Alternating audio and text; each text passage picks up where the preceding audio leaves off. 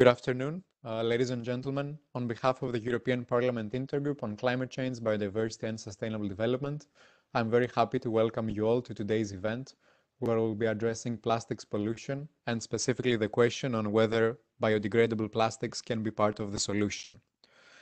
Before we kick off today's event, I would like to take the opportunity to thank hosting MEP Mr. Mohammed Chahim, co-chair of the Circular Economy Working Group under the umbrella of the European Parliament Intergroup, for taking the lead with regards to this event.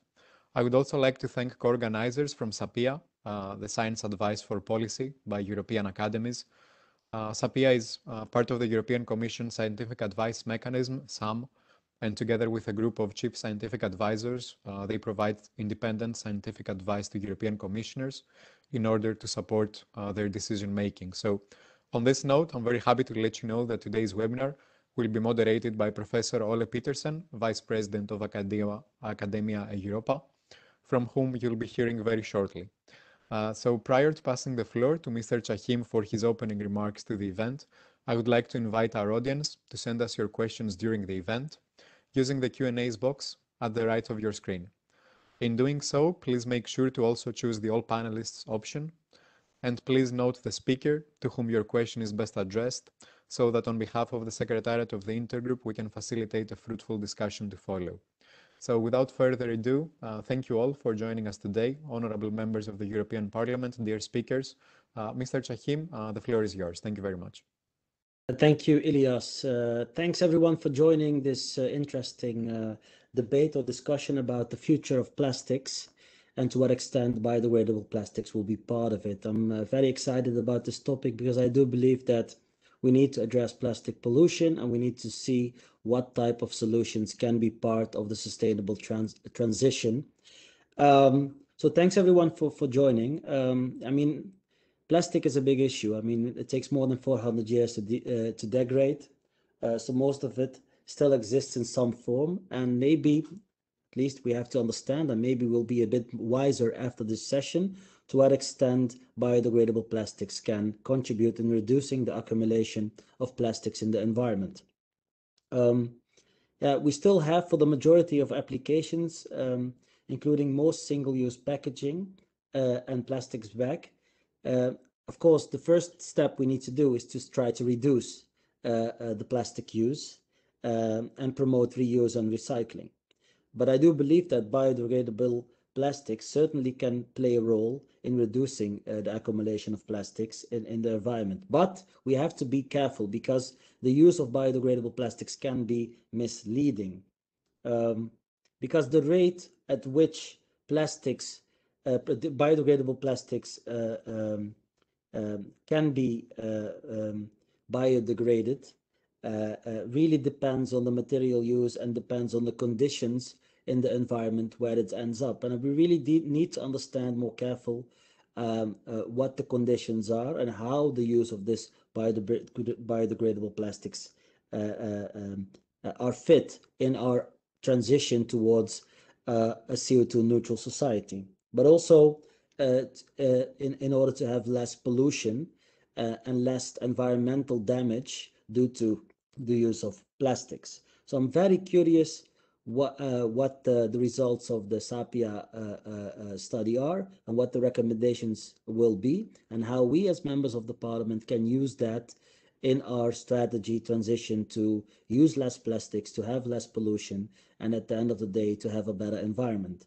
I think this is sufficient for the introduction. I would want to give the floor to Professor Ole Petersen, the Vice President of Academia Europea.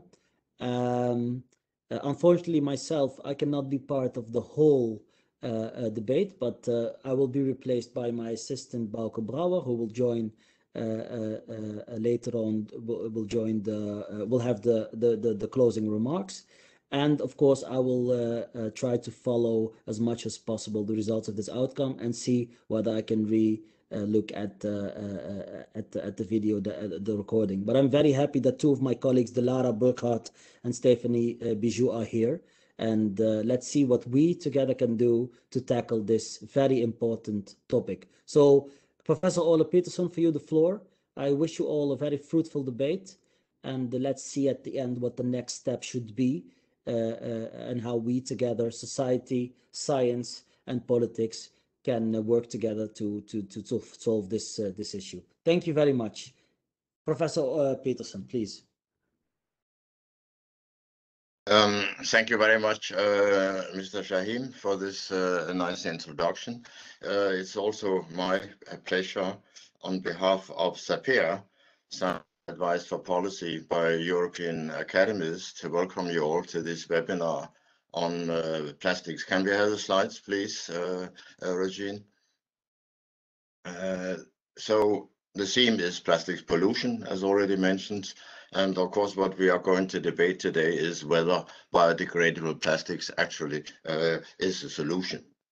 Before coming on to the theme, next slide, please. I just want to say a few words about SAPER, because maybe many of you will not know about this. So it's part of the European Commission's scientific advice mechanism.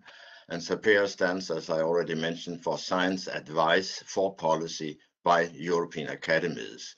And the SAPER consortium is made up of 5 pan-European networks, and you see their 5 logos here on the screen. So it's Academia Europaea, which I happen to represent, is ALEA, All European Academies. There is FEAM, Federation of European Academies of Medicine. There is ESAC, European Academy Science Advisory Council, and there's Eurocase, the organization of Federation of European Engineering Academies. And what SAPER does is to produce evidence review reports for the European Commission in topics for which advice is needed. And I have just on this screen shown a few front pages of the evidence review reports we have produced, including, as you can see, the biodegradability of plastics. Next slide, please. So the way the scientific advice mechanism operates in sort of very broad brush strokes, and Nicole Grobert, the chair of the group of chief scientific advisors, will probably say more about that. But just here, as an example for biodegradability of plastics, SAPER produced a very substantial evidence review report with a very, very large reference base. And that is then the basis for the scientific opinion, which you see the front page of to the right of the screen. So usually we manage to produce the evidence review report and the scientific opinion at the same time. They're both in the public domain, a very important aspect of the scientific advice mechanism. And these 2 reports then gives the College of European Commissioners the possibility of making evidence-based policy. And of course, it's up to them to do with the reports as they see fit. Now, next slide, please. To the theme of today. This is actually the first figure from the evidence review report that SAPER published at the end of 2020. And it illustrates in many ways certainly a major part of the plastics problem. So the lower curve shows the production of plastics in Europe, and the upper one is the worldwide plastics production. So as you see, if we go back to 1950, I am so old that I actually remember 1950. I was 7 years old at the time. There was essentially no plastics around. Absolutely, basically none. But in the years after that, there is a dramatic increase in the production and use of plastics. Now, some people looking very superficially at this graph might take comfort from the fact that the European curve, so to speak, is flat. However, you will quickly realize that there is no comfort in that, because as Mohammed Chahim has already told us, it stays there. So it's cumulative. So while it's flat, the vast majority of the plastics production is not biodegradable at the moment. It's only a tiny proportion of plastics production that is biodegradable. So it stays there. Worldwide, the problem is even worse, of course, and a lot of the plastics production is in China. So there are very, very good reasons to consider what should be done. And our expert panel, we are very lucky today to have 2 of our most active members of the working group here and they will give us the details of the evidence and be able to answer questions in the Q&A session. Next slide, please. We have a very eminent panel with us today. Shortly, Patrick Child, who is the Deputy Director General of the Director General for Research and Innovation, will be speaking. We have Kęstutis Sadauskas with us, who is the Director of Circular Economy on Green Growth of the Director General for Environment.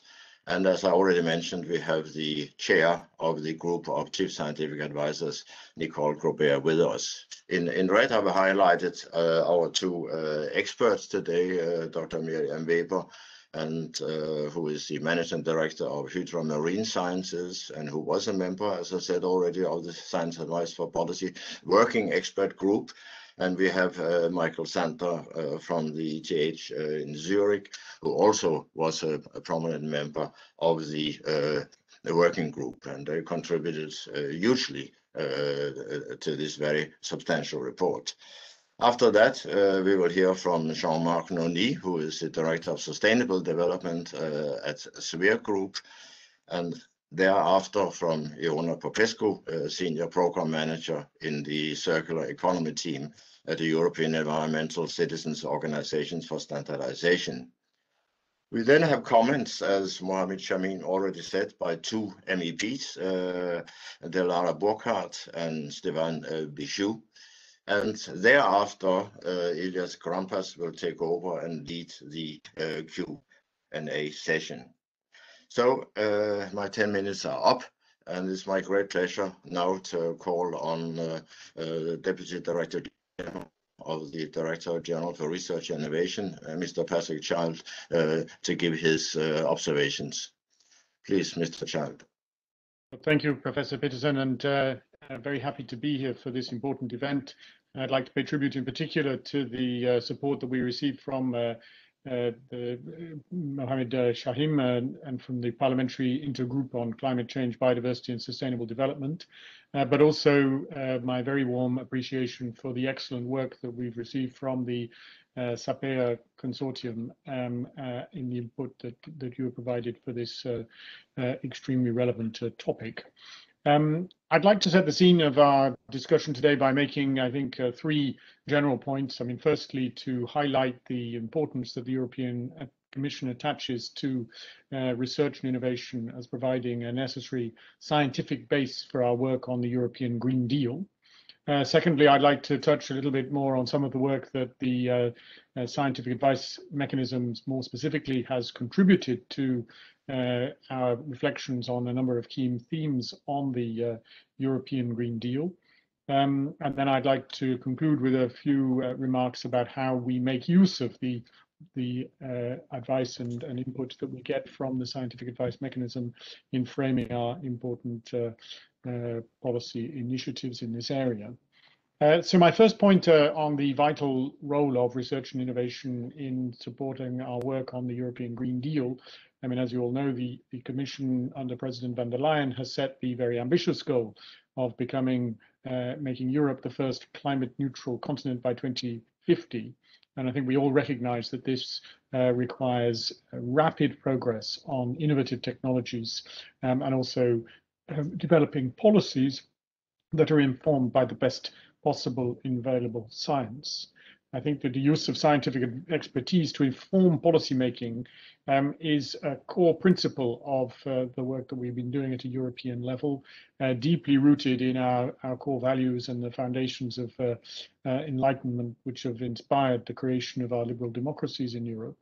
And we in DG Research and Innovation believe that we can play a very important role in funding and supporting research and innovation activities across the European Union, in our associated countries and beyond, in order to address some of the major societal challenges that we're facing.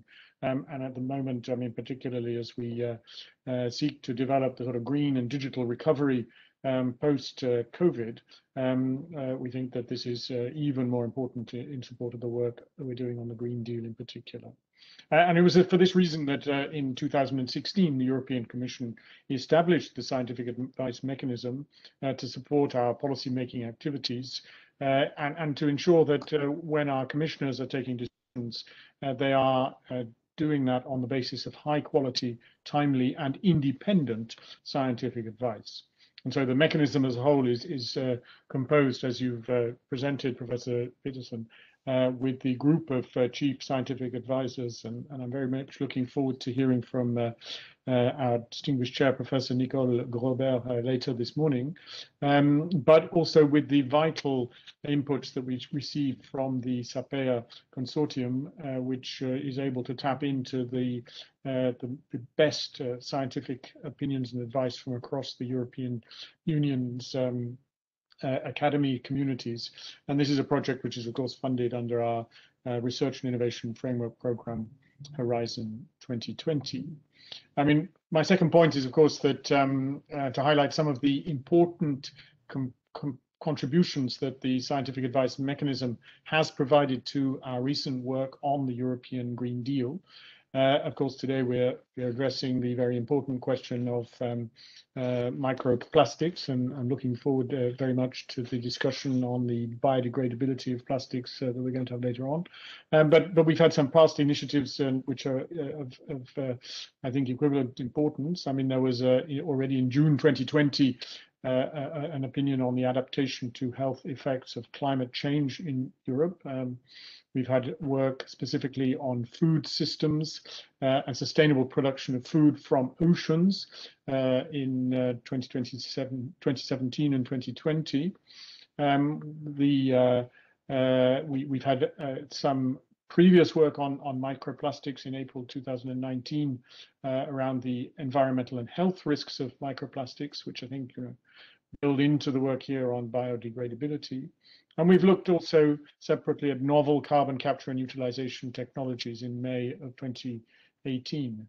And I think what's important in addressing the work that we're doing is that it's not just a sort of self-generated, spontaneous initiative by the scientific advice mechanism to decide to look at a particular topic, but that they are working in response to a mandate and a request from specific commissioners or groups of commissioners who are particularly in need of scientific wisdom to support their policy work. And in this specific case on biodegradability of plastics in the open environment, this is something which is specifically requested by our colleagues in DG Environment, and I'm very much looking forward to hearing from my colleague Kęstutis Sadaukas a little bit later on about how this fits into the broader work that they are doing on this important theme. And just finally, on the work of the scientific advice mechanism, I'm also saying that we're very much looking forward to their forthcoming opinion on energy transitions in Europe, which is also very much a part of our European Green Deal agenda, which will be published, I hope, later this month.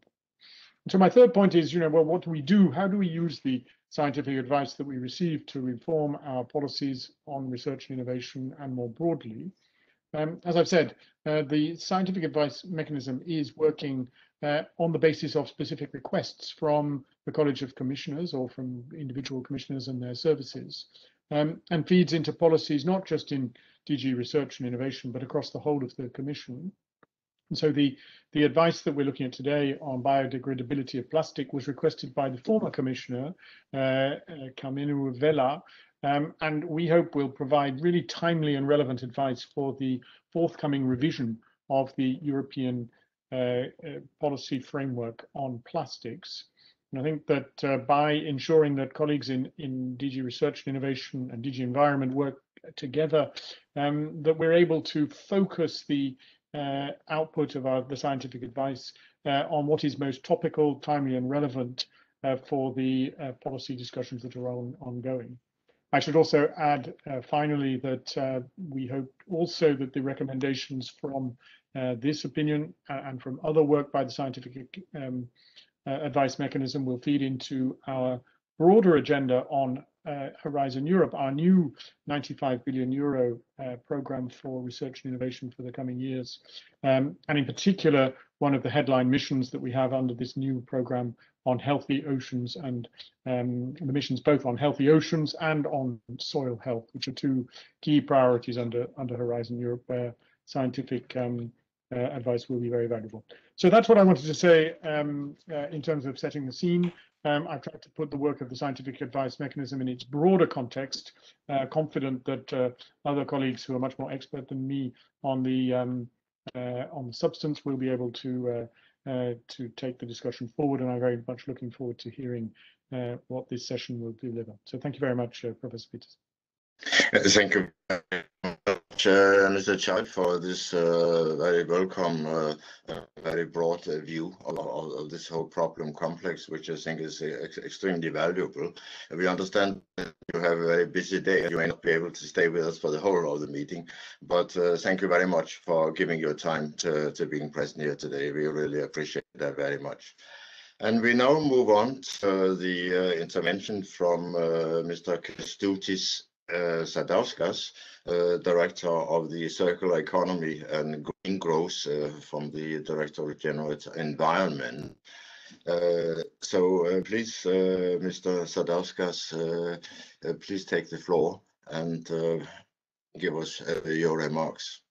Yes, hello everybody, and thank you for the event. And I would like to then pick up from where Patrick Child left, or in fact, even from what he said in the beginning, is to stress the importance of the scientific underpinning of our policies. Because in many of the questions, many of the issues that we face for the policy choice, we hear different opinions, different positions, different facts and figures, and sometimes you don't know which one is true, which one is not.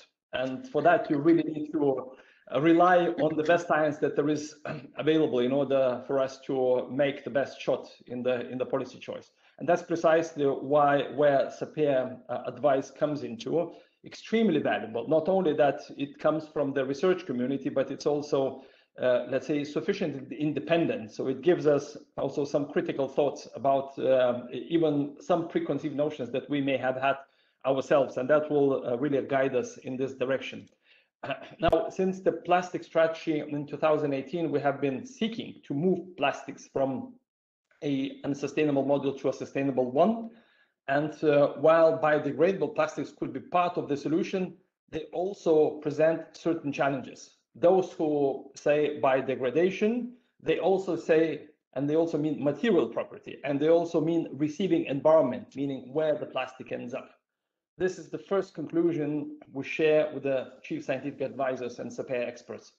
This is also the first challenge for these plastics. Biodegradable means biodegradable in certain environment or under certain conditions, for example, temperature or in water, or within certain time scale, 6 months, 3 months, more, less.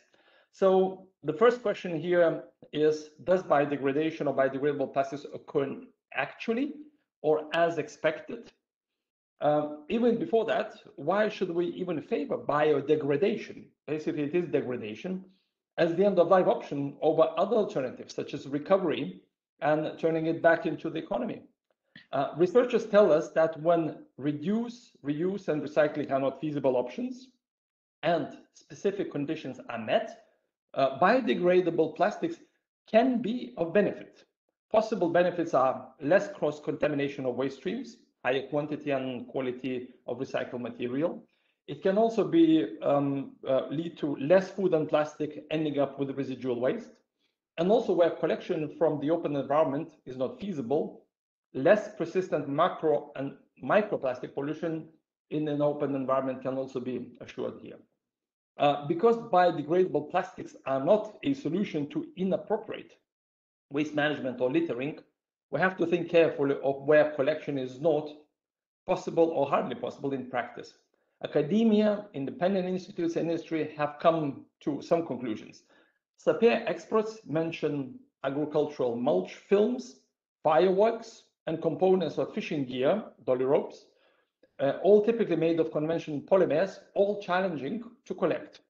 Plus fruit and vegetable stickers where the separation of the plastic from the bio-waste is challenging, and bio-waste DAX to increase collection of bio-waste.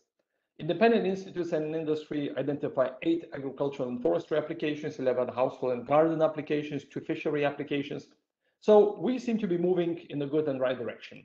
This said, social science experts tell us, and I'm extremely grateful for the chief scientific advisors and SAP experts for gathering such a large and multidisciplinary team. So social scientists are saying that we have to keep it simple. We may believe in Homo sapiens as really sapiens, but sometimes there is a limit to the intelligence here. On one hand, we need clarity, meaning clear and accurate information. To date, too ambiguous terminology, too many unsubstantiated claims. On the other hand, because of limited human cognitive capacity, unfortunately we have to admit it, we need to keep it simple.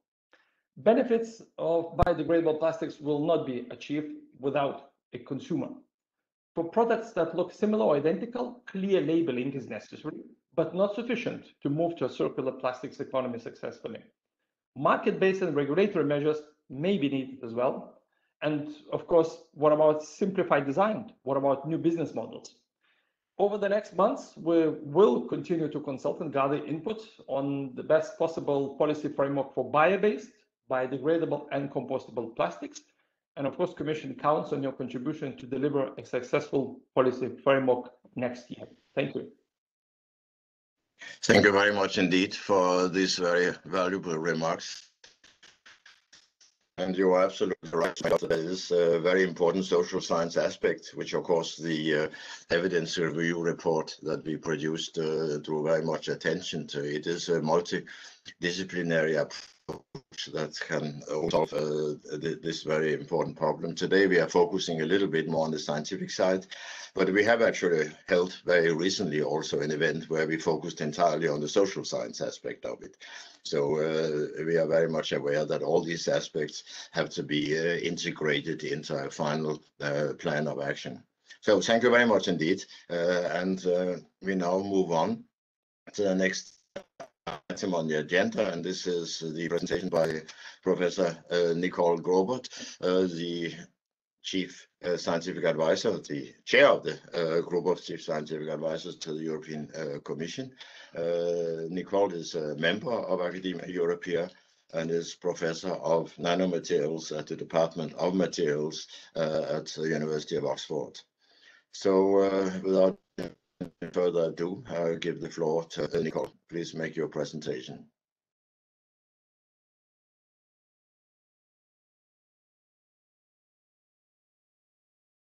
Your kind words. A lot of it has been said in a different style as to what I'm going to present. So here I am today to give you a little bit of an insight on how we work as the Group of Chief Scientific Advisors within the construct of SAM. SAM, in my personal opinion, is a very special construct in the sense that we're 7 advisors forming the group, but we closely collaborate with SAPEA. At the same time, it's independent because SAPEA collects independent independent evidence, scientific evidence on which we're formulating our recommendations. This work couldn't be happening without the support of the Secretariat at the Commission. So it's the 3, the triumvirate, as I call it, is the 3 that really are working together, and with the aim of producing scientific advice for well-informed policy and better regulation. That's the ultimate goal. The process has to be transparent and as free as possible from bias. And of course, it shouldn't duplicate what has already been around, but complement other scientific advice bodies in and beyond European Union institutions. Don't be afraid of this slide here. Ole already indicated a little bit how we work. So we have a societal challenge. In this case, we're talking about plastics or energy consumption in the future. And if we get a request from the Commission, we start designing a scoping paper which defines the scoping question and defines the work that we're going to focus on.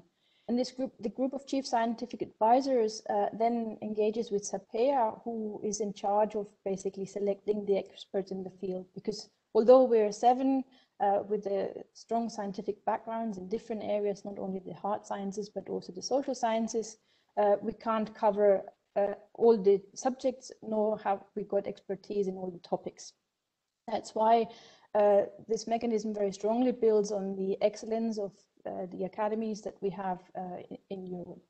Now, the group can work with SAPEA. In some cases, we also have gathered evidence from other sources. So you see that little blue arrow here.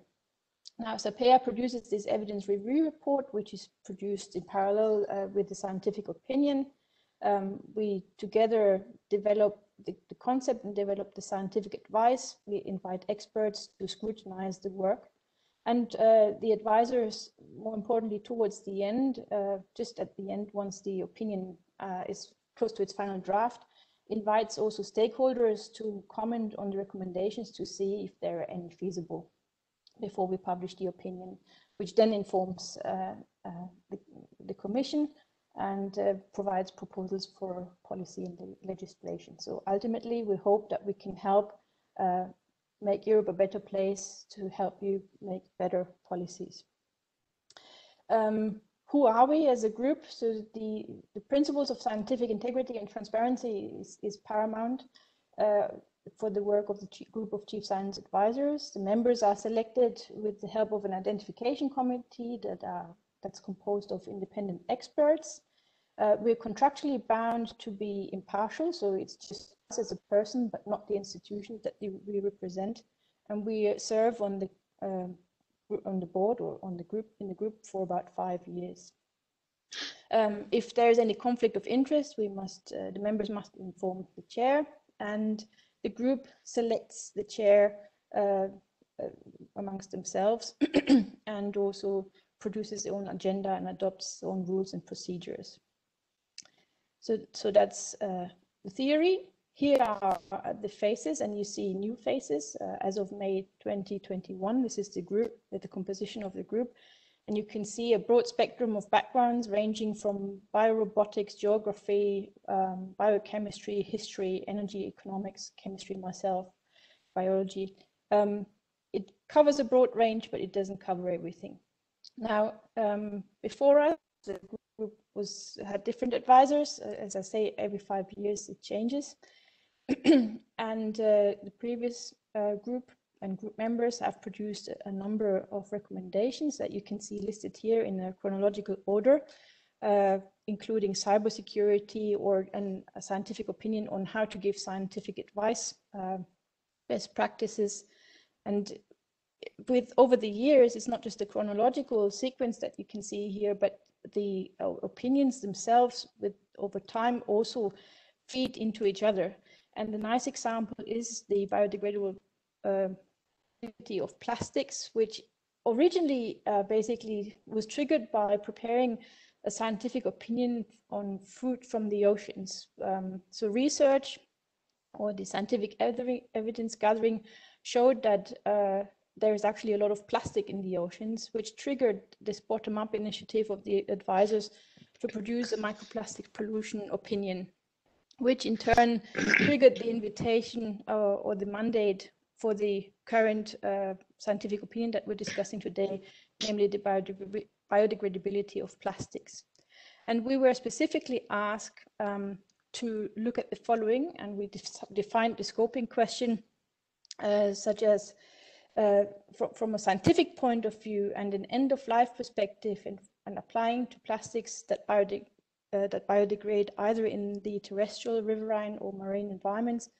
Considering the waste hierarchy and circular economy approach, the question was, what are the criteria and corresponding applications of such plastics that are beneficial to the environment compared with non-biodegradable plastics? And based on the ERR and evidence that we have seen, the advisors came up with 3 key recommendations, and in part you've heard them already mentioned earlier. But the most important start is to adopt a definition of biodegradability, and that has to be a systems property which takes into account materials properties and specific environmental conditions. To translate that, what that means if you have your lunchbox sitting on the kitchen counter for a day or two, it's unlikely that you will be looking forward to be eating this after 2 days sitting on the kitchen counter. If you keep it in your fridge, it's very well possible to still eat your lunch. Or if you put it in the freezer, that's a different environment again.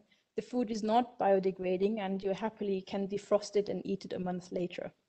So that is the starting point. And apart from that, the key is to follow the waste hierarchy, reduce, reuse, recycle.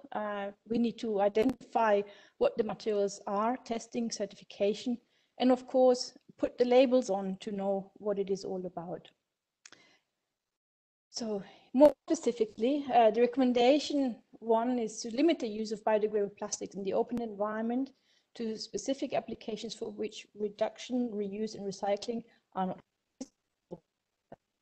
So prioritize reuse and recycle of plastics before considered biodegradation. So it's not the solution to everything. So you have to first reduce the use, and limit the use of biodegradable plastics in the open environment to specific applications where collection from the open environment is not feasible. And there are quite a few of those.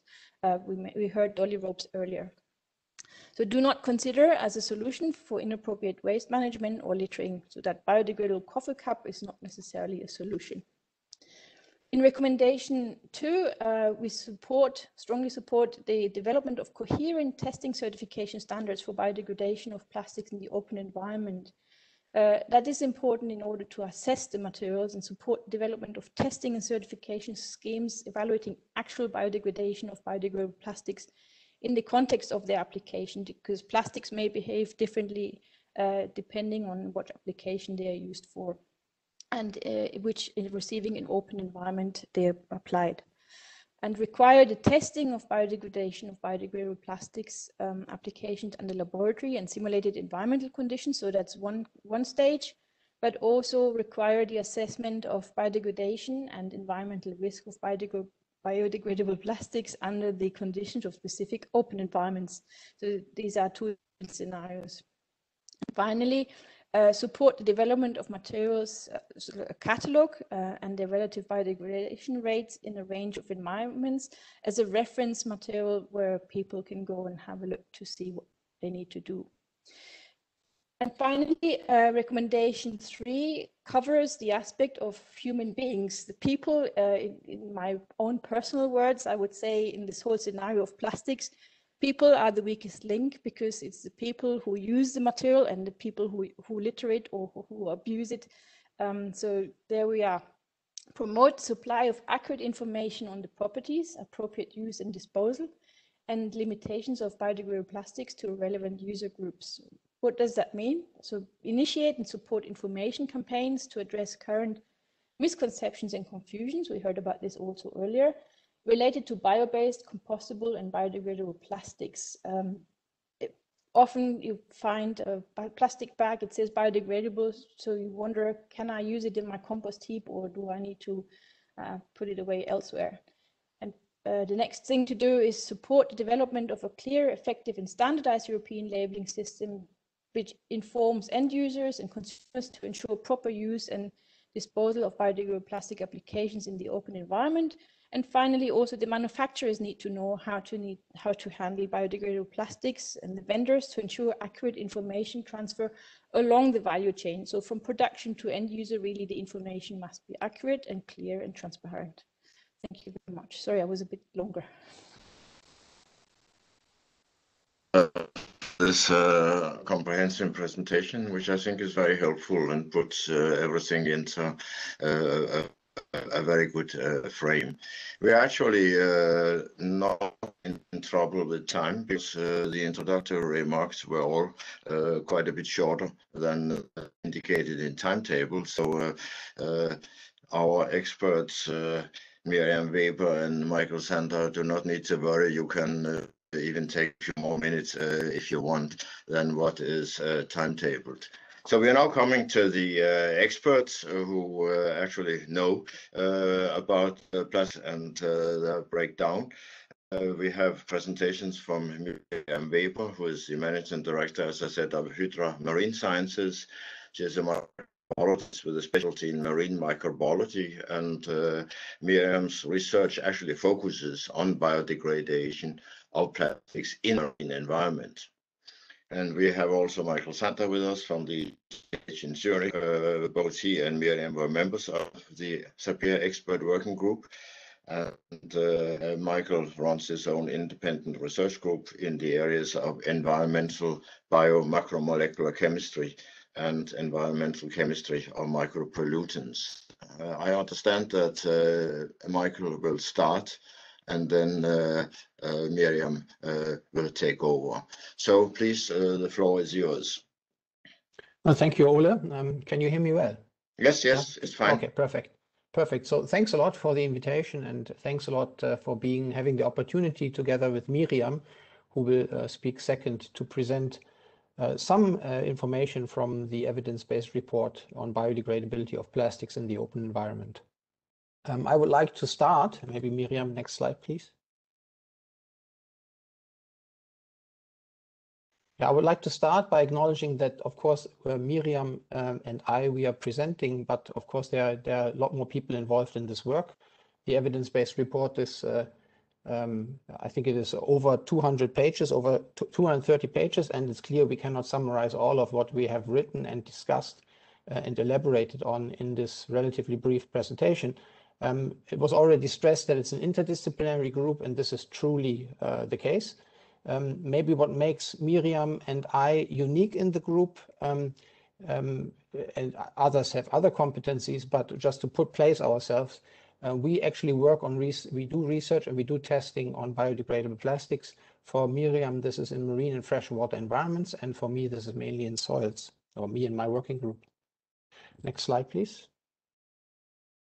So what I would like to do is, or what we would like to do is in the following is give maybe three parts. First is we would like to address the question that was raised head on, and we would like to specify when can they be a solution and when maybe are they not a solution, biodegradable plastics. The second one is we'll briefly define biodegradable plastics because a lot depends on this definition, and then we will try to highlight some steps forward. This would be in the second part by Miriam. So maybe to start with the first, plastic pollution, are biodegradable plastics a solution? And it was very clear in the working group that they're not a solution for littering. And this is important to acknowledge because littering is what we have in mind, and mismanaged waste and conventional plastics when we speak about plastics in the environment. But we feel strongly that there are already mechanisms in place. The waste hierarchy was already addressed, meaning reduce, reuse, recycle whenever possible.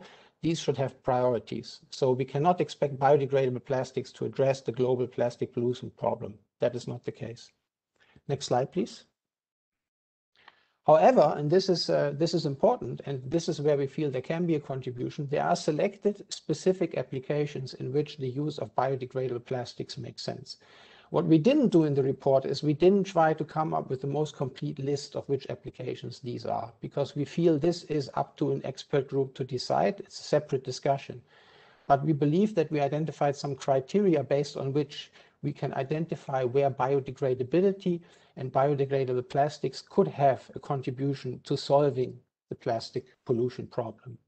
One of these application areas is where we have intentional release to the open environment and where recovery of plastic is not foreseen or even impossible. So geotextiles would be one example for this. Miriam, next slide, please. There are also a second category, and we are not claiming that we have all categories, but these are broader ideas, broader concept categories in which we apply these. The second one is a high potential of loss to the environment, and recovery is often impossible or not feasible. An example for that could be plastic beads that are used during transport of concrete slabs. And these are typically, you have the chance to remove them from the concrete slabs when they're being put out, but there's a high likelihood, high potential of these materials ending up in the environment. Next slide, please.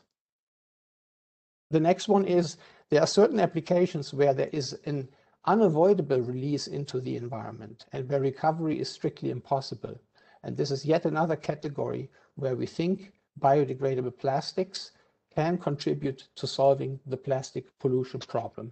An example here, but this is only one example, are shoe soles, for instance. Next slide, please.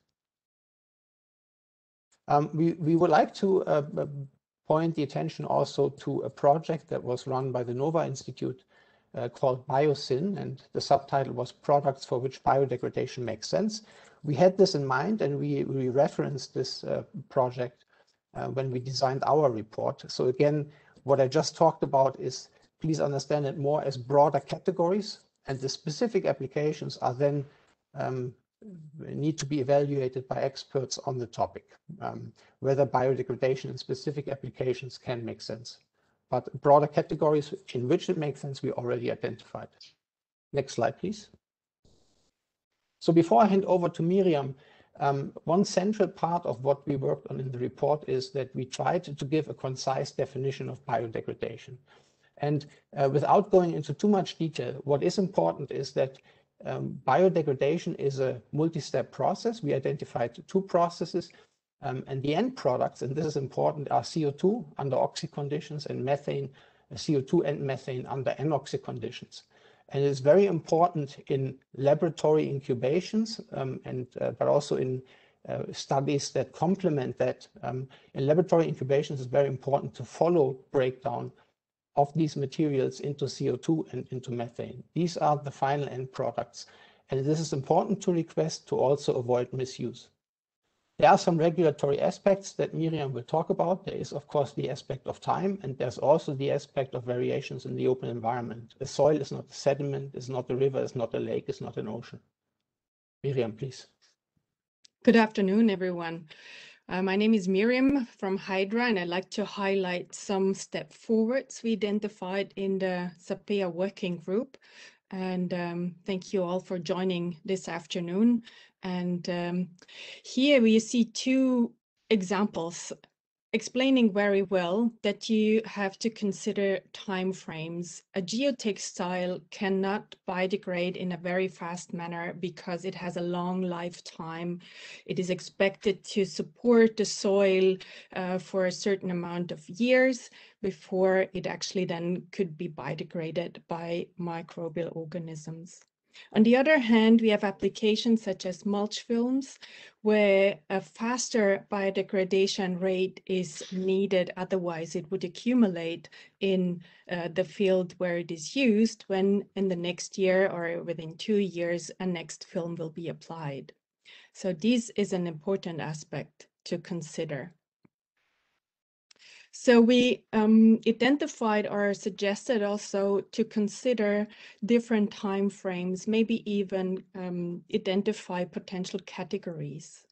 For example, a fast one, considering biodegradation rate within weeks, here in an example of a cartridge cases or fireworks, where the application is very short, and so the biodegradation should happen also in a very fast manner.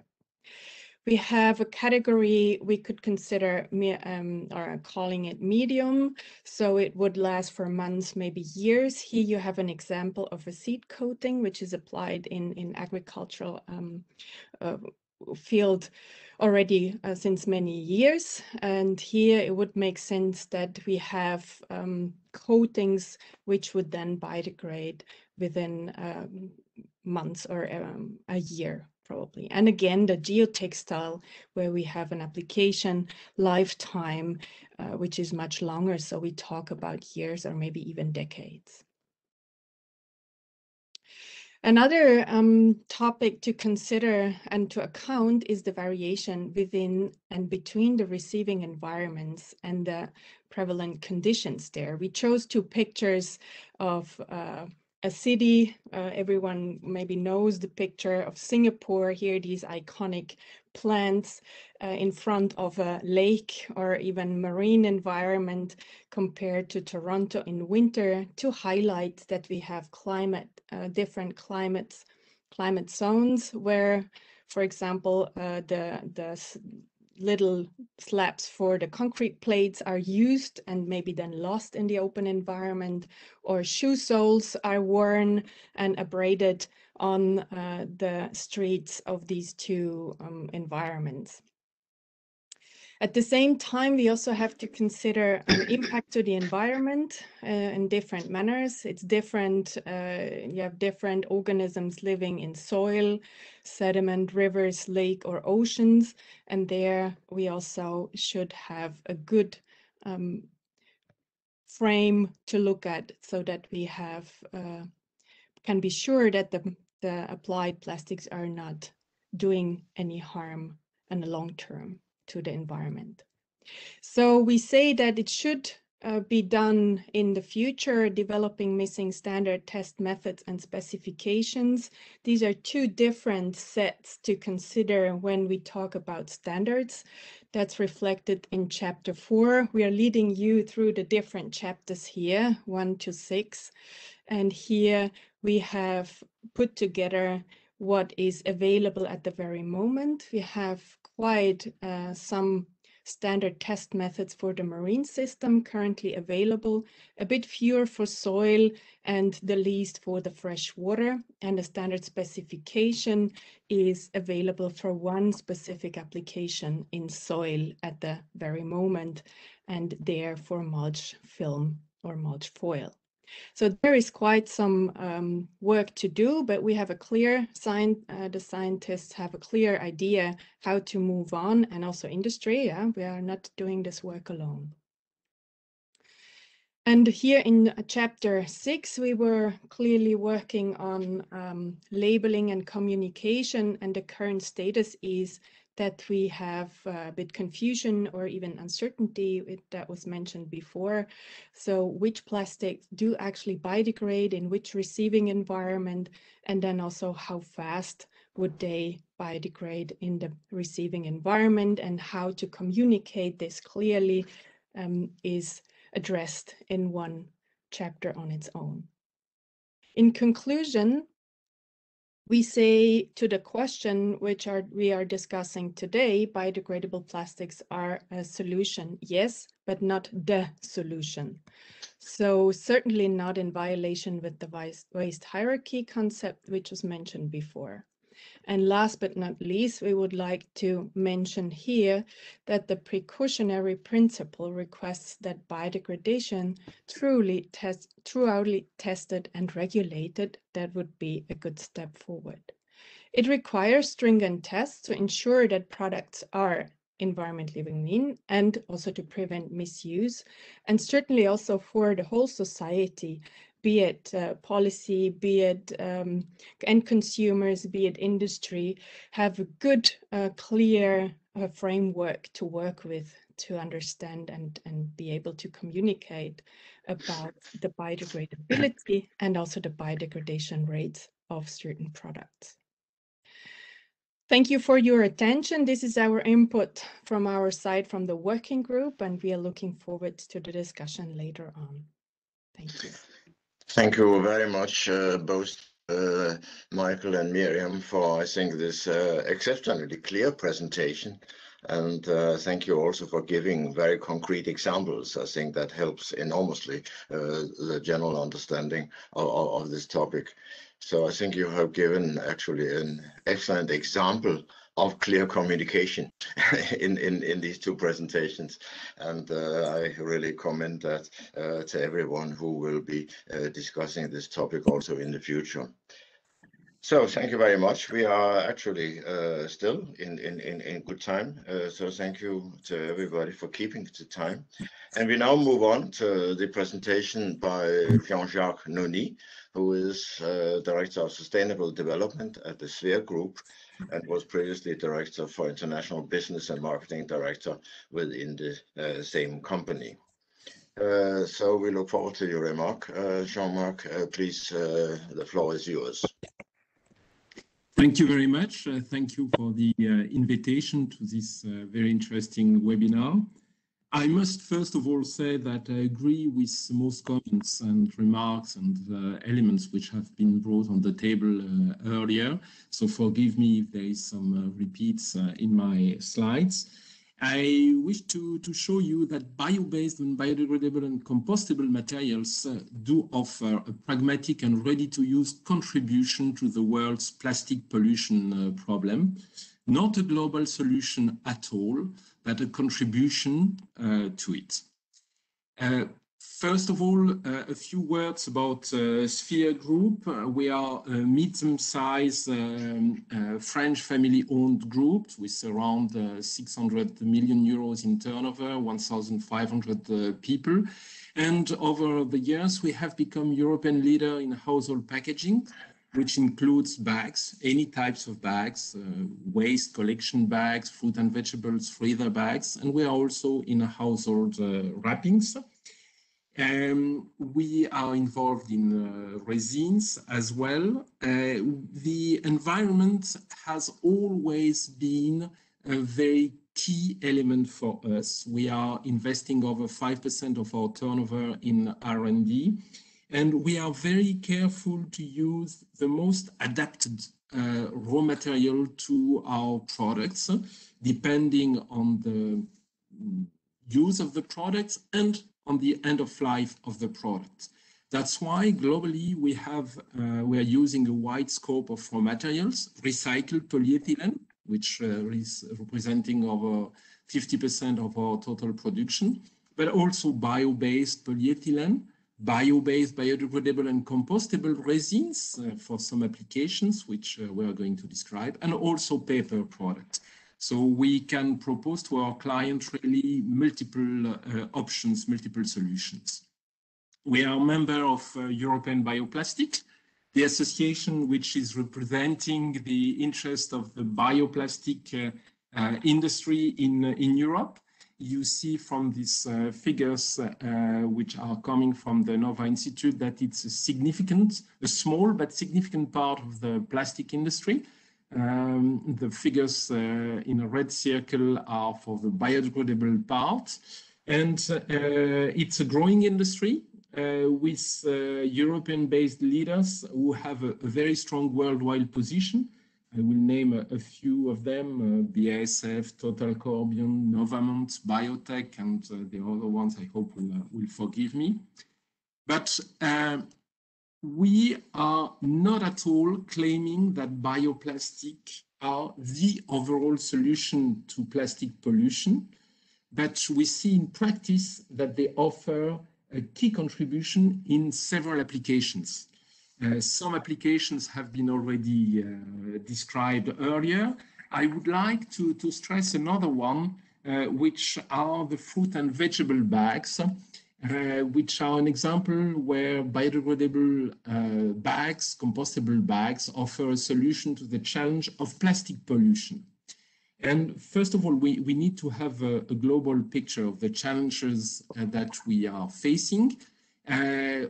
All of us, we need to promote qualitative and quantitative sorting of bio-waste by all inhabitants. I just remind you that the kitchen bio-waste represents 1/3 of the household waste globally. We have to achieve that, to get a good quality compost, we have to decrease the pollution of bio-waste by non-biodegradable items, including conventional plastics. And to make this bio-waste selective collection a success, we have to provide everyone with an easy tool to facilitate sorting and collection of bio-waste. There are different solutions for that. I will just refer to the technical recommendations published by ADEME, the French environmental official body, in 2019. Which was stating that bio-based, biodegradable and compostable bags have a better global environmental performance than alternatives on the market in terms of life cycle and consumer behavior.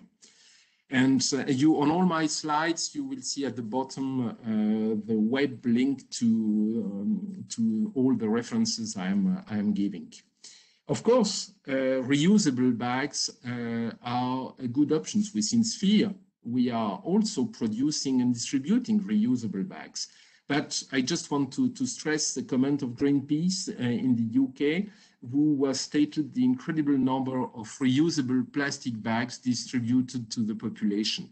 Are all of them reused? That's a good question. There are different scientific studies around this issue of biodegradability, compostability bags. They are most often very important. We still have to be careful reading them carefully. And I will refer here to a very interesting study published by the University of Plymouth a few years ago. Many of you, I guess, have heard about it, which was comparing over time the behavior of different bags in how they were evolving in a marine environment and in the sand. And reading carefully the study, you understood that the bags named biodegradable were in reality oxo-degradable bags, which were on the UK market and which had the print biodegradable on it. And the study was clearly mentioning that the real compostable bag matching the N13432 was getting the best results when the biodegradable bags were not evolving and remaining the same. So the problem is that many people all over Europe use this study showing that biodegradable bags, I mean bioplastic bags, do not work. It was not the case when you read the study carefully. So I would like to stress the study made by ADEM in 2020, which has been assessing the different specification standards around biodegradation of plastics in their given environments. And they were judging it, considering them as severe and pertinent. And they were mentioning that today, the evidence of plastic pollution comes exclusively from non-biodegradable plastics. Two comments about current EU regulation as SFE and UBP. We are quite happy about the ban on oxo-degradable plastics. Just a few words, this technology brings some additives into conventional plastics, and these additives cut the plastic conventional film into small pieces. The problem is that they remain exactly as long as regular plastic in the environment, which is not a solution. And another very interesting approach, the EU Waste Directive, pushing all the countries to separate and collect bio-waste by the end of 2023, which is tomorrow. The fruit and vegetables bags have proven to be an efficient way to help sorting and collection of bio-waste and to reduce the pollution of regular plastics in the compost. These bags have two lives. The first one is to help carry fruit and vegetable bags which are proposed in bulk in supermarkets, and they have a second life to contain the bio-waste. The Milan example is a very good example of the improvement that such bags, such system can bring to the bio-waste collection. Furthermore, the World Economic Forum has clearly stated and ranked bioplastics at the #1 of the 10 emerging technologies in 2019, and they highlighted their contribution to a circular economy. So as a conclusion, really bio-based, biodegradable and compostable materials are fully in line with the objective of circular bioeconomy and the Green Deal vision. In terms of ecological impact, going from soil to soil, and also in terms of economical objectives with a relocation of thousands of jobs in Europe. I will not describe all these advantages, which you can read at the bottom of the page, because I want to keep my last remaining minutes on the issue by taking the opportunity to propose 3 policy recommendations.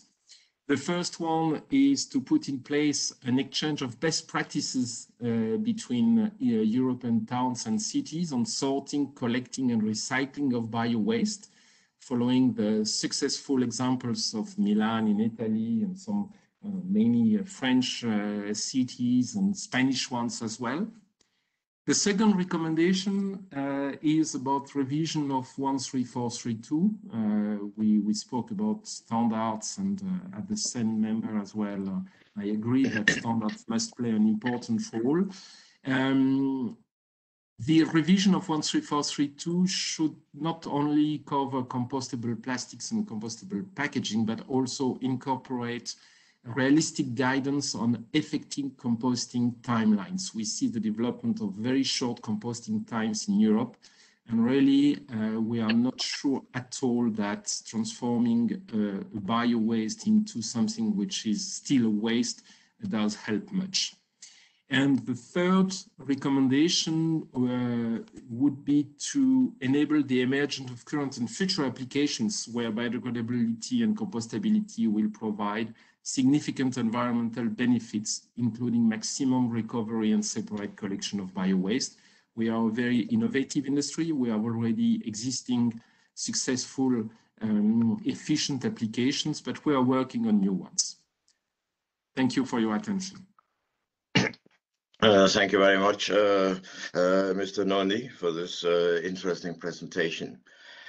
We now move on to the next item on the agenda, which is intervention from Ioana Popescu, who is Senior Program Manager in the Circular Economy team at the European Environmental Citizens Organization for Standardization.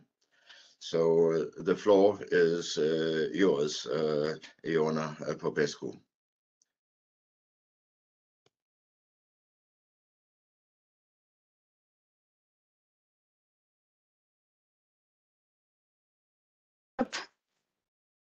Can you see my screen? Yes. Yeah, okay. It's there. Excellent. Thank you very much for having me. I might need to add that we recently changed our name and we are now called the Environmental Coalition on Standards. Okay. Thank you very much for having me this afternoon. I hope my presentation will not again repeat a lot of what has been said, because we do agree with many of the elements that have been provided so far as well. I would just like to bring the NGO perspective today on plastics biodegradability. Maybe just to start off, a few words about ECOS. So we are an environmental NGO that is international. We have around 52 members, but the membership is growing. We base our inputs and advocacy on the contracted technical experts. So what we provide in EU policy spheres is based on technical knowledge that we have received from our experts. But we also coordinate very closely with our members who are national NGOs from across the globe. This has been mentioned before, but it's really key to highlight the issue around biodegradability or plastics biodegradability often comes from the fact that there is a misunderstanding of the term and people associate a variety of elements to it. When you ask the layman, they will say, this sounds good, this sounds sustainable, maybe is it organic, maybe is it bio-based, it's certainly natural. So there's a lot of confusion around this. There is, some of them might remember, I think that in high school I learned that natural material and organic material is biodegradable, so maybe this is organic material. Others that maybe know a bit more will make the differentiation between, okay, I know that biodegradability might be compostability, home compostability, maybe it's related to industrial composting, or maybe even fermentation and aerobic digestion. So there are different levels of understanding, and most of the confusion relates to the fact that we are mixing two concepts. The first one is biodegradability as a characteristic or functionality that you have with regards to a material or a product. So far in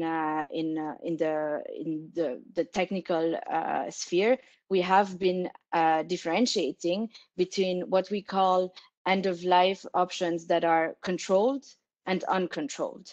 And so the controlled end-of-life options in standardization today and in most of the technical sphere, will consider that industrial composting is managed end-of-life options, whereas biodegradation in situ is unmanaged. And so this differentiation is important to make when we are speaking about biodegradability, because often in policy documents or in the media, there is a confusion related around, okay, are we speaking about biodegradation in controlled conditions or in uncontrolled conditions? So this is just a highlight of how the categorization has been made so far, and which we also endorse. But then comes the added layer of complication, which is that biodegradability is sometimes put as a claim on a product. So sometimes you can read on a wet wipe or I don't know, whatever, on a bottle. I've seen on textiles and in a variety of instances. Biodegradability is a word that we put, or that is put on specific products. But in that sense, we are creating confusion with the consumer, because the consumer might make the associations that I have mentioned before with regards to, oh, I've learned in school that I can throw this into the environment. The consumer is not equipped necessarily to make an informed choice as to what to do with a product that is marked as biodegradable. And the claim in itself is relatively vague. It is not specific enough to actually guide the consumer towards making the right choice. So therefore, we as environmental NGOs, also based on studies that have been published mostly in the US, there is evidence that consumers tend to litter more products that are marked biodegradable. So we are extremely skeptical about having the word biodegradable or compostable on consumer products. This was mentioned before, and I don't want to go into a lot of explanations about standards, but it is necessary to know that there are many standards out there. This is screenshots of me putting biodegradability of plastics in various standards bodies search engines. And at ISO, I found 58. At CEN, well, it's not mentioned, but I think there were around 40. For an American standards body called ASTM, I found another 45. And then obviously there are also the standards that are most visible or that people might be most familiar with, which are the labels that are associated to standard criteria, such as the ones from Vinsotto or DIN geprüft.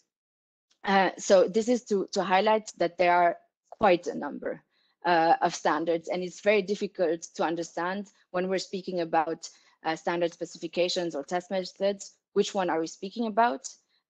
Which one are we referring to? Are we sure that they are fit for purpose? So the diversity in scope and ambition levels of all of these standards is very, very big. And we need to be very careful in considering them with their positive elements, but also their shortcomings. What is also important to know, and this is an element which has not been brought so far, but standards are voluntary in application, even when they are cited in EU legislation.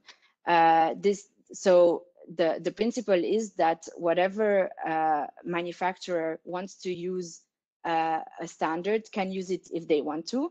If this standard is mentioned in EU legislation, then the standard provides presumption of conformity with the legislation, but the manufacturer can still use his own standard. So there is no necessity of demonstrating that a certain standard, even referenced in legislation, is being followed. So this is the only time where this is necessary to be done is if there is a market surveillance authority coming to you and asking, okay, please demonstrate that the standard that you are using is either the European recognized one or a better one. So this is an important element to stress, and this should be included into the considerations. And then from our perspective and our experience, all of the standards that you see here still have shortcomings. The difficulty coming from the fact that it's difficult to represent real life conditions in a standard. To a certain extent, the standards that we know and that are the most popular are standard specifications, but they refer to tests.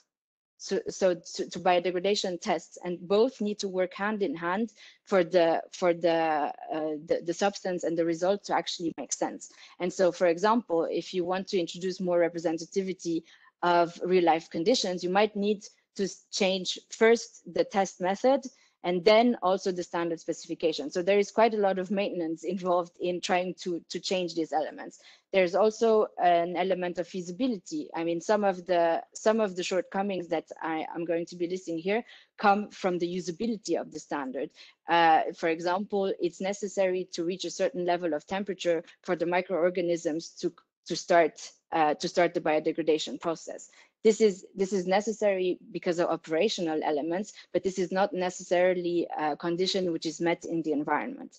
So there is quite a lot of attention to be brought to making sure that the standards that we agree on and that will ultimately be used for shaping how we treat biodegradable plastics, that they actually make sense with regard to real life use. Also, again, an operational element that is in standards, but still, it is in most of them, it is allowed to mill and flake the product before testing it, meaning that it's much smaller when it ends in the when it is being tested in, for example, marine conditions. Another element is related to the fact that there are choices possible. So often in standards, you would have one route or a second route, and you can choose whichever is most practical for you as a manufacturer.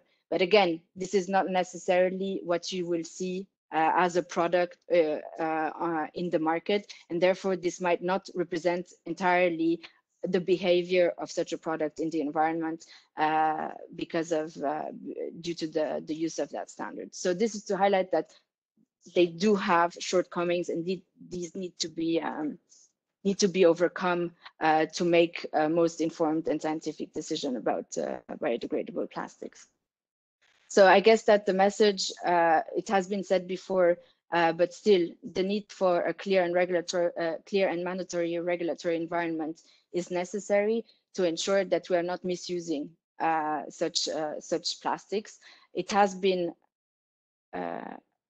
shown that biodegradability is not a solution to littering. This has been mentioned in the plastic strategy already, and I believe even in the first circular economy action plan.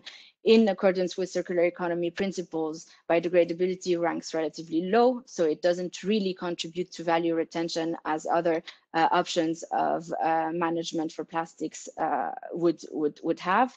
And from our perspective, it is not a functionality we should rely on to solve waste management issues. I think Ola is raising his hand.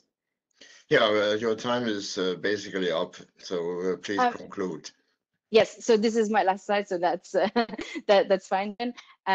The idea being that if we want to rely on this as a functionality for waste management issues, we will be shooting ourselves in the foot. So indeed, it has been mentioned before. What we need to consider is very niche applications.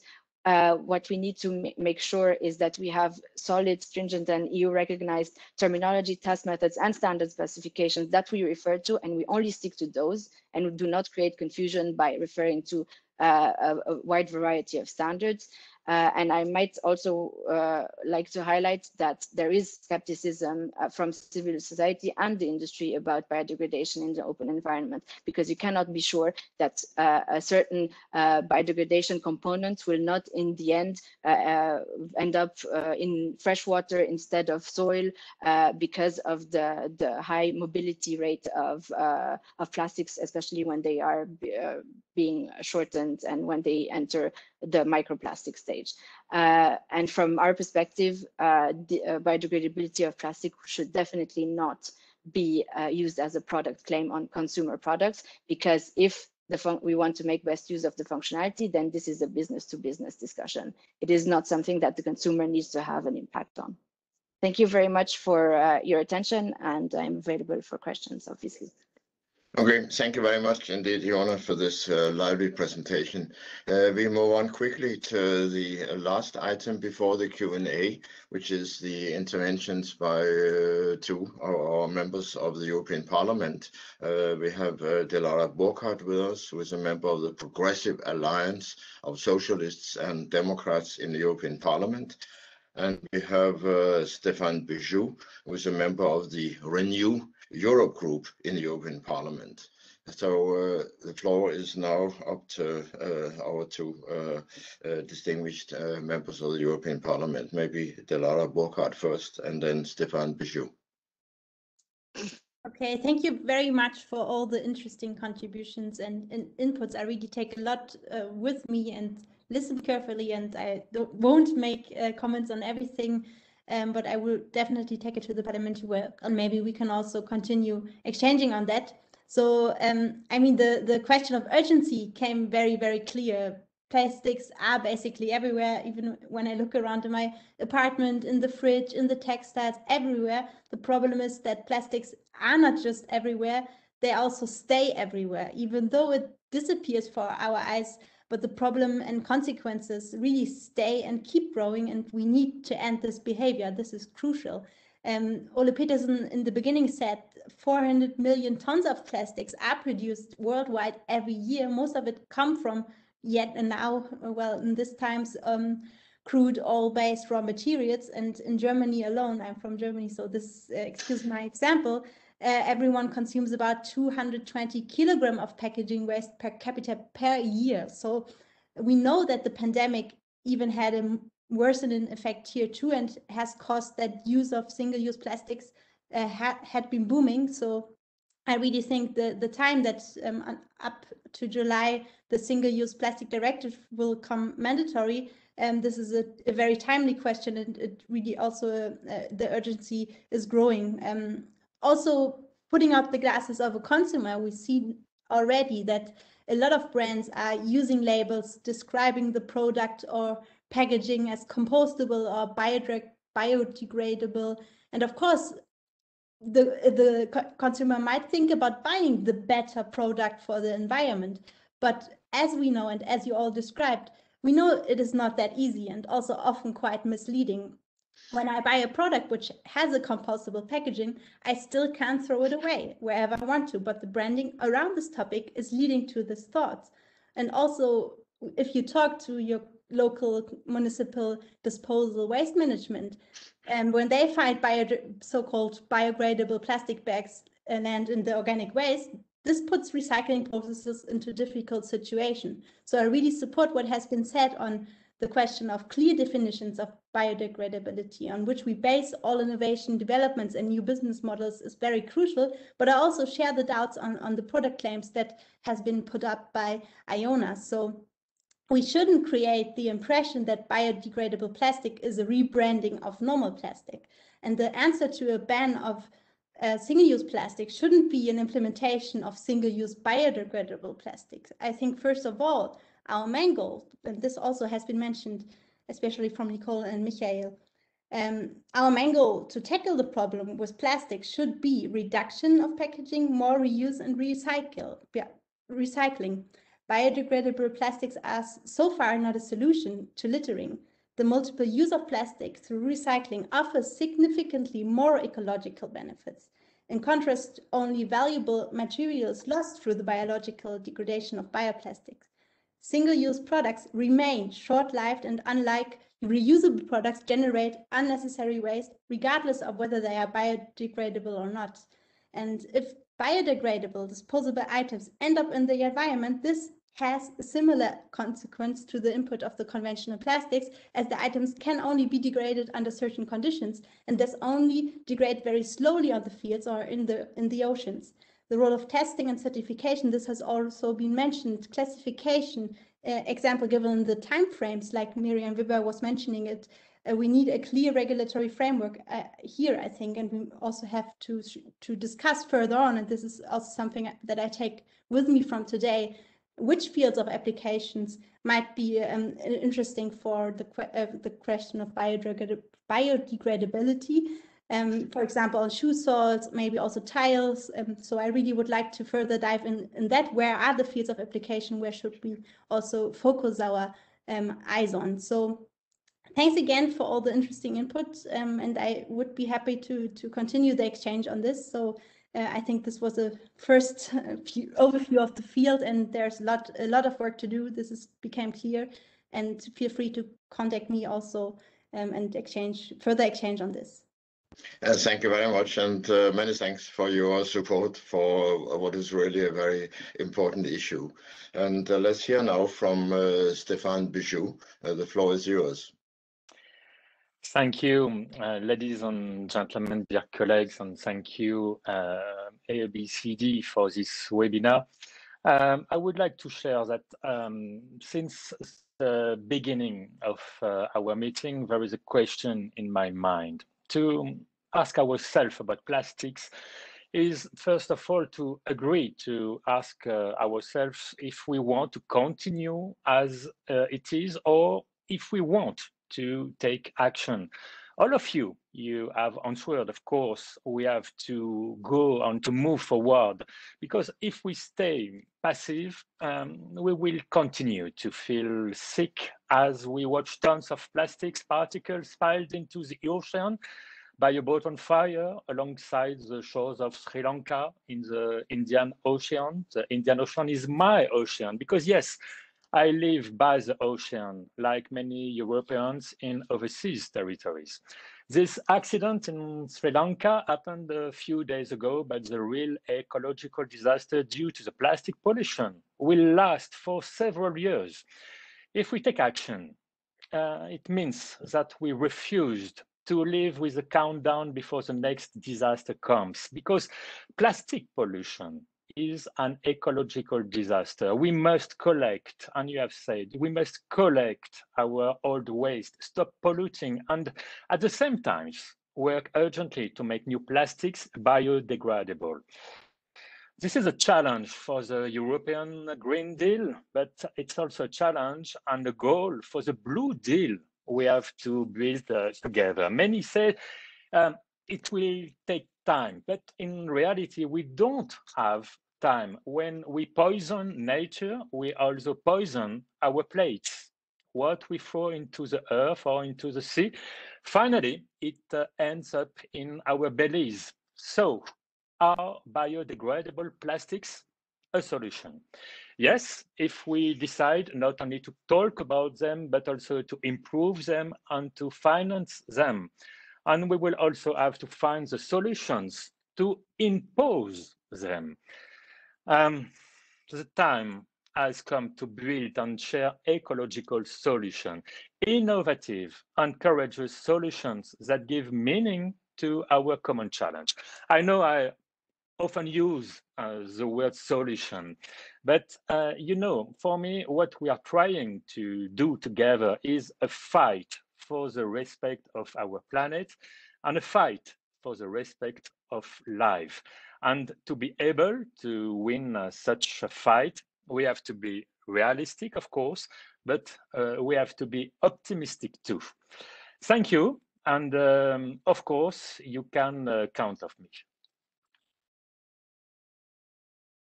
Thank you very much indeed, Mr. Bijoux, for this important intervention. We again really appreciate your support for this very important cause indeed, and it's a great privilege for us to have had both you and your colleague here with us today, because at the end of the day, the European Parliament plays, of course, a colossally important role in planning and securing our future. It's my privilege to have chaired this session, and I just want to take this opportunity on behalf of SAPER to thank all our speakers for their very important contributions. we really enjoyed all the interventions, which I think were of very great value, and we are actually on time. So I'm very pleased with that. And this ends my duty at this webinar, and it's my pleasure now to hand over to Ilyas Grampas, who will manage the Q&A session. So Ilyas, it's your turn now. Thank you very much, Ole. Thank you very much to begin with to our honorable MEPs, honorable members of the European Parliament, but of course, dear speakers and our audience for today. It seems that we have found a big consensus with regards to the fact that plastic pollution is a worldwide issue of increasing concern. Mr. Lara Burkhardt was also underlining the timely nature of today's discussion, but also Mr. Bijou highlighting the impacts with regards to the environment, human and animal health. So as biodegradable plastics present some solutions, we've heard that they present they are a solution, but not the solution. There are also certain challenges ahead tied with that. So I'm very happy that we had the opportunity to discuss about SAPIA's scientific evidence, but also explore some key policy recommendations and actions put forward by our excellent speakers of today. So judging by the number, the amount of the questions received, I think that everyone is very much looking forward to that part of the event today. So without further ado, I'll just try to cluster some questions we received. And perhaps to begin with, we do have some intro questions setting the scene. Of course, during today's event, we've heard a lot about the need for further clarity, the need to avoid misconceptions, and to provide information to consumers. So the first question, I think, would be perhaps answered best by Dr. Grobert or colleagues from SAPIA. And it reads out, with regards to their production, are biodegradable plastics actually a new plastic variant or a new material that mimics plastics?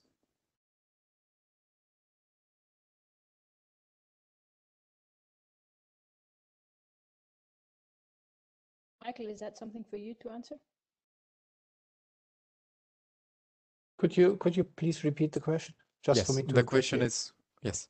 The question is, with regards to their production, are biodegradable plastics a new plastic variant or a new material that mimics plastic? I would say they are plastics. On that level, I don't see the need to differentiate. They have the additional function or property of being able to biodegrade in specific environments. But I would refer to them as being plastic materials when the polymer is being used in a plastic. Yeah, I would agree to that. And Plastic then is a plastic, whether it biodegrades or it doesn't. And then the second question that we have received is, I think, for Ole, Professor Ole Petersen, and that's actually with reference, Ole, to your slides and your remarks in the beginning of the event. And the question is, let me quickly find that. The question is with regards to your slides. So, is also the consumption of plastics in the EU as flat as the production line, like in the graph you showed us? Well, I think really it's a question for the experts to answer that rather than from me. I use the slide because I think it is an important one from our evidence review report. But I think Miriam or Michael are much better suited to answering that question than I am. I'm not a plastics expert. So I would refer to Mr. Noni in this case. I think he knows much better. Can you remind me of the question, please, to be sure that I answer it precisely? Yes. The question is with regards to the consumption of plastics.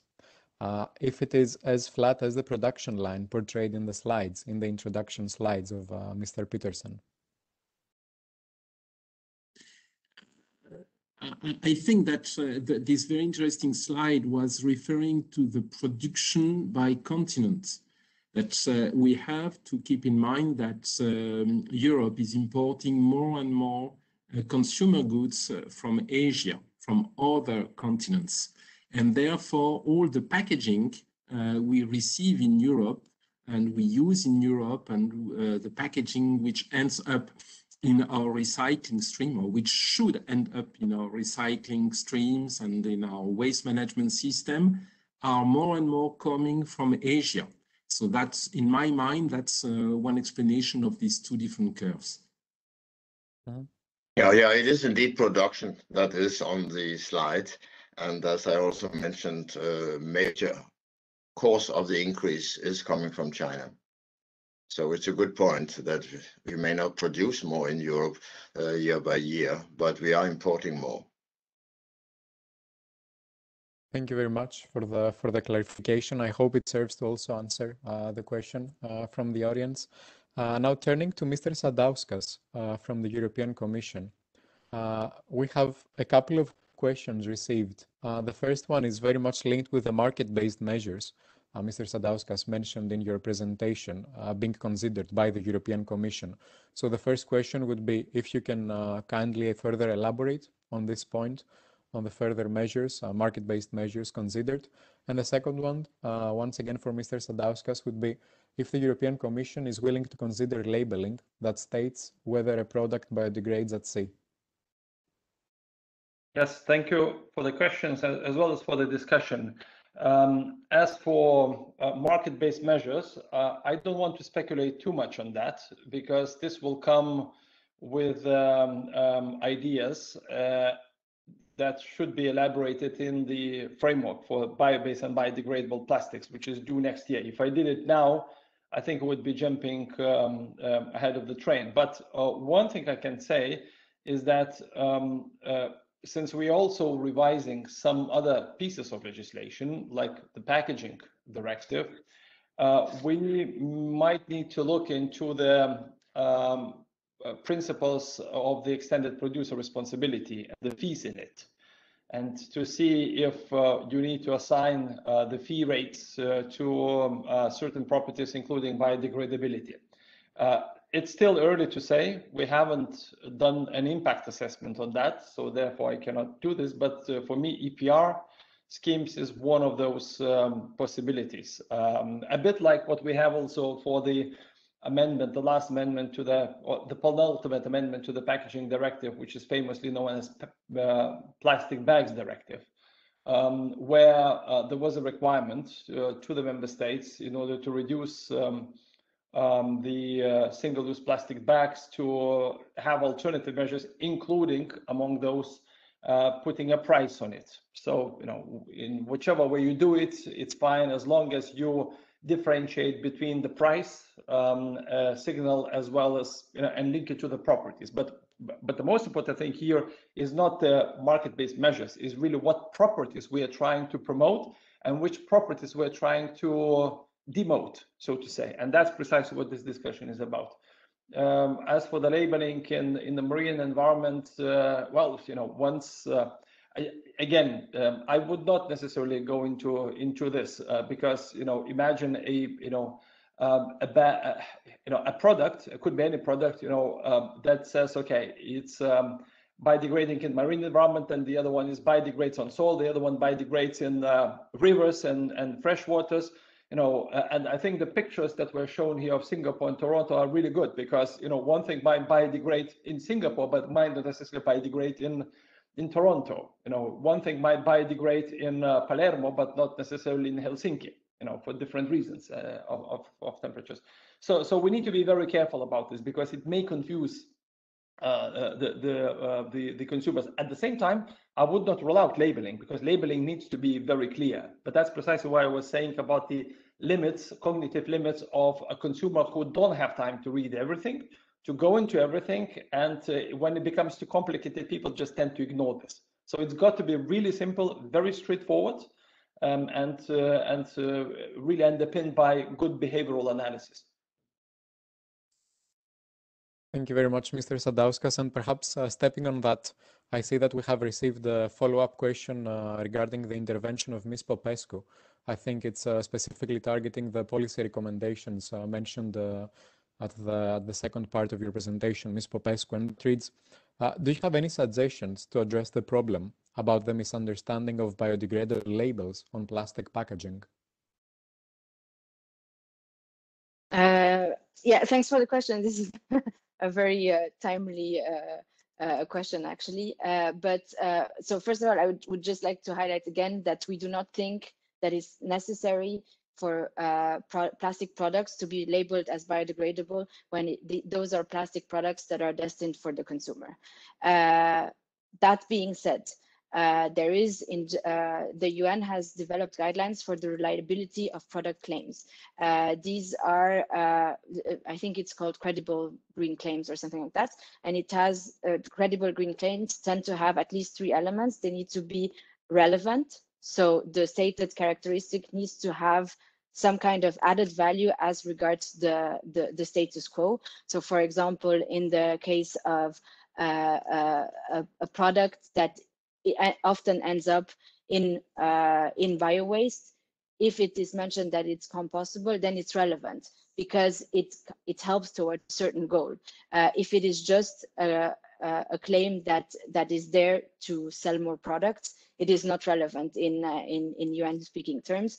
There is the element of the credibility. So the credibility is based on what the standard used was and the elements that are covered in the standard. And obviously from our perspective, as ambitious the credibility or as ambitious the standard, as better the credibility will be. And then there is also the element of the how clear the label is. So for example, it needs to be extremely explicit in what is expected, or if this is an instruction to the consumer. So it needs to be extremely unbiased and clear in how it is to be handled or disposed of. Yeah, I think these 3 elements would already be a step forward. Thank you very much, Ms. Popescu, for your reply. Moving on, perhaps we have a question for Dr. Sander. Well, to begin with, I think that we've heard within your intervention, and it's been a very informative speech with regards to the certain conditions and criteria which, when met, allow for the positive effects of biodegradable plastics to be further activated. But the question is, why do you think that those products don't degrade quickly enough? Why is that? And if there is any different kinds of which most are not efficient in biodegradation?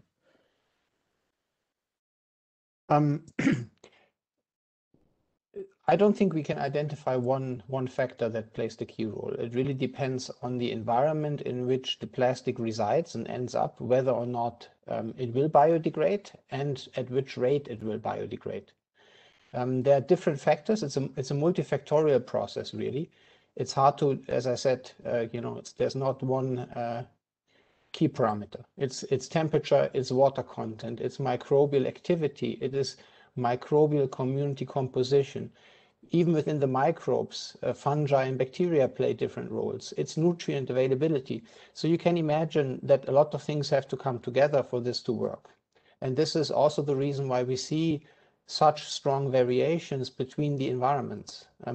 It is part of the truth is in the plastic, whether or not it can biodegrade, but a lot of the truth is in the environment where it ends up.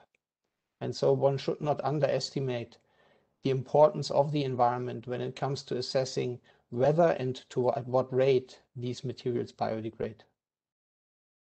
And perhaps, yes, Mr. Noni, you have the floor. Yeah, thank you. I fully agree, but I would just like to remind that bioplastics, compostable biodegradable plastics, are built to make the job of the finished product, first of all.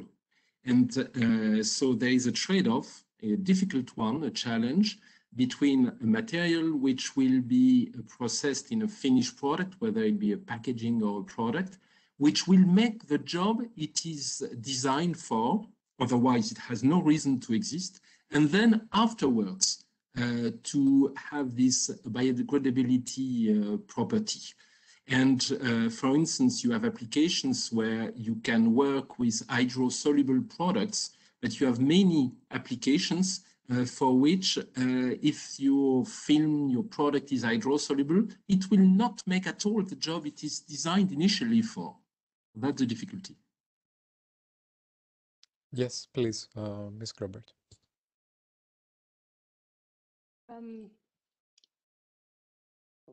So technical solutions are probably fairly straightforward, considering for plastics to behave in certain environments in a certain way to biodegrade, that's fine.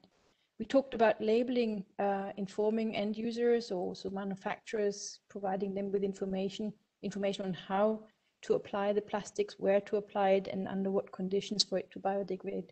That's all considering everything that's very straightforward. The one point we haven't really addressed is, or addressed enough, is the human behavior. Not just informing people, dumping them with information, but also raising the awareness for them to take charge, to make sure that they do use it appropriately, and they can only do that if they have the right information available how to do it. So I think the raising awareness, information campaigns is something that also needs to be tackled more, because the technical solution is probably there, but how we apply it in society and the environment is also a bottleneck that we probably need to look a bit more closely, the human factor. Mm-hmm. I saw that Dr. Weber would also like to take the floor. Otherwise, I also have a follow-up question, Ms. Grobert, with regards to your point. Thank you. I'd like to mention also the way how to continuously working on an evaluation system and testing scheme to feed an evaluation system for applications which are used in the environment and where recovery is not possible anymore. I would like to highlight that we as scientists together with industry are working hard on such a testing scheme and evaluation scheme, and I think we're making good progress. It seems like, whoa, it's almost impossible. Environment is so complex, but I would like to highlight here it is possible, and we are working on, we're making good progress on that. I'm happy to share whoever would like to know more about it. Thank you. Thank you very much. And perhaps stepping on the point of Ms. Grobert, we have received a question from the audience, and I'm going to read it out for you. And this is concerning the SAPIA report. So the SAPIA report raises the risk of a rebound effect, whereby the public litters more if they think that plastics will biodegrade. What are your views on that? Perhaps specifically we can have Mr. Noni's views, for example, with regards to food packaging. For sure, all the technical progress we are making, all the innovations should not push people to throw packagings or products in nature. So the industry highly recommends to go on with mentions: do not throw in nature, do not litter, and even for products which are biodegradable. This biodegradability in a specific environment is a plus, which is here to which can be here to bring a solution where there was a mismatch and a mistake in the waste treatment. But it must be hidden to the public. For the public, we must always go on speaking about compostability and guide people on the waste stream they must use to get rid of the product or the packaging. Are there any further views on that, perhaps? Yes, Ms. Popescu. Yes, I think that with regards to the efforts being done to minimize potential leakage or mishappenings with regards to waste treatment, I think that we should also be aware that some elements that we are suggesting today are based on the status quo. So I might question, why do we have food stickers when, for example, at least here in Belgium, the organic sweet potatoes or whatever have marking that is pushed into the product. So is the food sticker even still relevant? to be used. So let's not use the fact that biodegradability or compostability could provide some element of solution to the status quo, which we might be questioning within the next year as part of the fact that we are trying to reduce overall amounts of material that we put in circulation. And this also includes very small applications, like, for example, fruit stickers. Thank you very much. Yeah, I think it is maybe also worth just reiterating what Michael Sander said very forcefully, that biodegradable products are not a solution to littering. I mean, this was, I think, a very important statement, and it is worth repeating.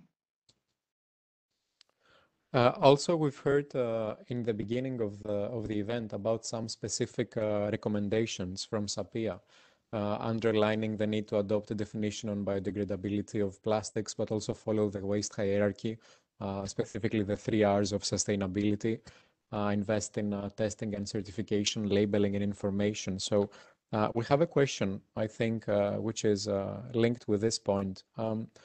Sustainability is not just a matter of what happens to a product in the open environment, but it also requires an evaluation of the impacts all along the life cycle. How can we best ensure that this is met? Perhaps we can open the question to all speakers.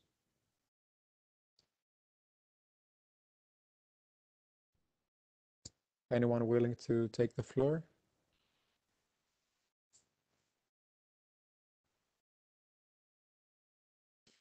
For me, it's an issue at the beginning when you design a plastic product. It's not the end of life what we are talking about in this case. So I would say it's out of scope here. And it's more a question to the commissioner how to address this.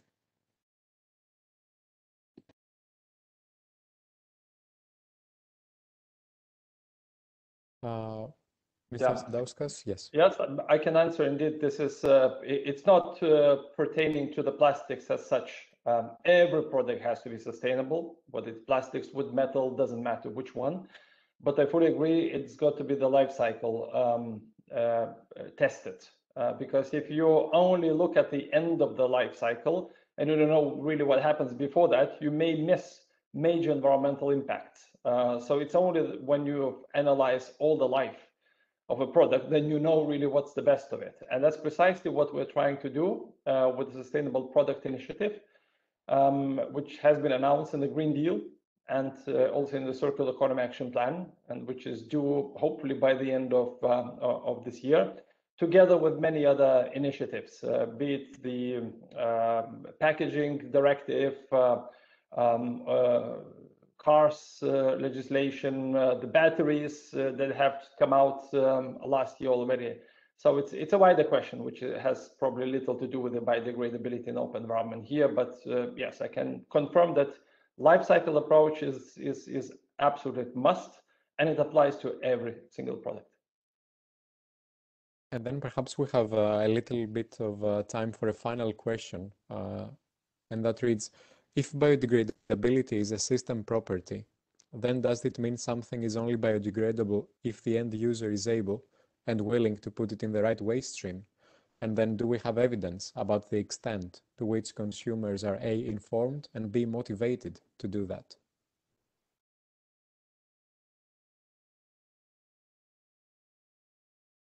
Yes. Maybe I could give it one answer, but not the answer probably, and that is I would appreciate if the consumers are part of this story, but they're not the sole story. And the issue with the consumer is, of course, that we're typically speak about waste management and whether a product after its use is put in the right place. But the SAPEA working group, we worked on also applications, mainly on applications actually, almost exclusively, where plastics are deliberately released into the open environment or used in the open environment. And that is a slightly different question then. It's less about the consumer and what you do with your Coke bottle after you drink the Coke or whatever you drink. It is about the appropriate use in specific applications of plastics where you deliberately put them out, or where you have a high probability of the material ending by its use in the open environment. And I think there's a slight disconnect in the sense that, of course, we think about our own personal use of plastic, and it's an important, very important question. So I wouldn't disagree that we need to ensure that it ends up in the right waste stream. But the applications we mainly discussed were not actually not that consumer oriented. It's intentional use of biodegradable plastics in the open environment. That was the scoping question. That was the focus of the study. And I mean, the coffee cup example keeps cropping up because everybody can relate to it. Whereas mulch films are a little bit more remote, probably to most of us, and dolly ropes are even further, especially for those people who are not living near the sea. So it's the scoping question was very well defined around intentional use of biodegradable plastics in the open environment. And that's what SAPEA looked at, found the scientific evidence, and on which we based our recommendations. Yes, Dr. Weber. I mean, it is the case that the theme of this event in a way is broader than both the evidence review report and the scientific opinion, and there's nothing wrong, of course, with casting it more broadly. No, so it is an important question. But as you say, what we were asked to do was to focus very specifically on this one point. But obviously, the title of today's webinar is quite a bit broader. No, I agree, but we don't have the experimental evidence or the scientific support to give answers that we haven't researched. That's why I made that point. That's right. From a scientific point of view, I'm very curious how society is now moving on, since we're clearly from the SAPEA report or the Biosyn project defined applications, not everyone is aware of. Yeah, so I think we should now focus on these because the input as we are speaking is ongoing. Yeah, and substantially ongoing, and not only the packaging, the other parts are much more important, much more amount is fueling into the environment we cannot recover anymore. Thank you. Thank you very much, Dr. Weber. Thank you very much to all of the speakers, also to participating MEPs, to begin with hosting MEP Mr. Chahim, but also to our audience. Thank you very much for being part, to all of our speakers for this Q&A discussion, for your contributions and insights, and replying to the questions received by the audience. All in all, I'm afraid that as we have reached the end of today's event, I'd like to provide the floor to hosting MEP Mr. Chahim. I'm aware that his agenda would not allow for him to participate, but I know that Bauke Brouwer, his assistant, is connected and here with us to deliver the closing remarks of the event. So I would like to once again thank all of the speakers, thank our audience for joining us today. On behalf of the European Parliament Intergroup Secretariat, I would also like to thank SAPEA for co-organizing this event, and very much looking forward to continuing this discussion in the future ahead. So Bauke, the floor is yours. Yes, thank you very much, Elias, and thank all the speakers and experts. I think we've heard some very interesting points about biodegradable plastics and plastic pollution in general. I think the main conclusion is that although biodegradable plastics can be part of the solution, we should still prioritize the reuse, reduce, and recycling of plastics. And the biodegradable plastics can play a role, but it would be for very specific applications where also predictable where the plastics will end up eventually. And I think that's basically the main conclusion I got from this webinar. And on the labeling, I think I agree with Mr. Saudaskas that we need a behavioral analysis for labeling for consumers to see what the effects will be. That's all I had. Thanks everyone. Thanks Elias, and thank you all the experts for being here. On behalf of Mohammed, Chahim, of course. Thank you very much, and wishing you a nice afternoon. Once again, thanks to all speakers and thanks to our dear audience for today. Thank you very much. Thank you. Bye.